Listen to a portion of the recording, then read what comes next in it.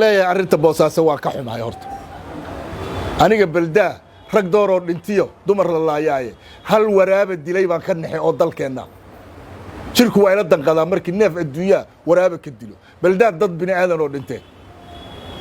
waxaa leeyahay marka siciidani buntland 22 sanay jirtaa dagaalla kama dhicin siyaas xumana kama dhicin isqabqabsina kama dhicin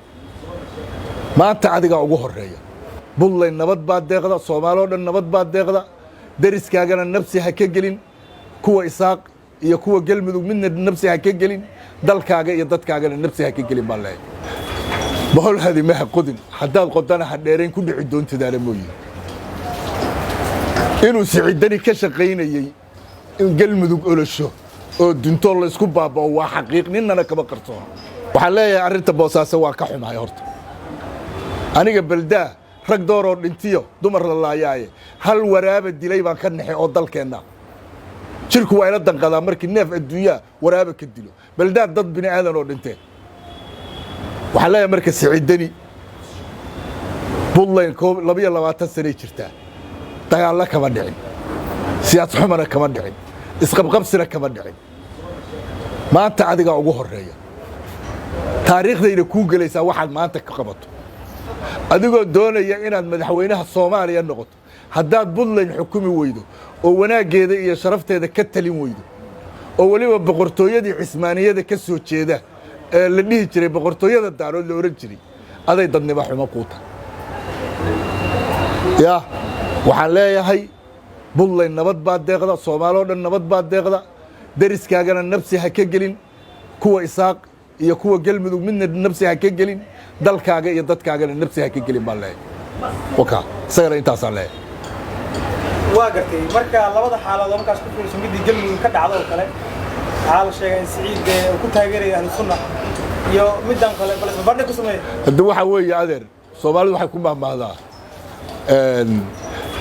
bohol hadimaha qodin haddaad qodana ha dheerayn ku dhici doontidaana mooye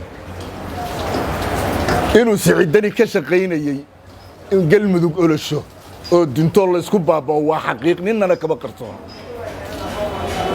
wixii ku dhintayna waad aragteen iyo wixii ku dhaawacmayna waad ogtiin ma fahamte marka makri haddaad samayso ilaahay baa adigana kugu rog asagana maanta tiibaa ku rogmatay laakiin waxaan leeyahay dadka reer galmudug waad caqli dhaantaanoo idinku dad isceshan karaatiin oo waxaad leedihin isime isceshada taasaan leeyahay wuxuu yidhi soomaalida waan aqaan ab iyo isir baan aqaan oday ka dhashaan ahoo iniinteedaan hubaa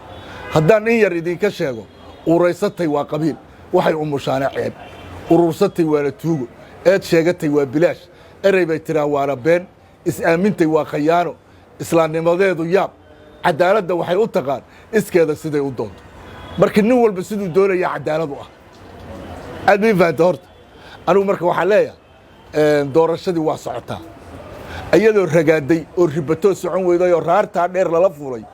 roobla waa kii soo ceshay doorashadiina dhaqaaqday raggii qaar baa la doortay runtii way socotaa markaan waxaan leeyahay mucaaradkan ruclaynaya waxay raadinayaan ragow yaa garanaya ya marka doorashada ha socoto yaan la joojinin wixii soo baxaa ha soo baxeen garoonkaasaa inoo ballana ninkii madaxweyne doonayo maxaan anigana dhaho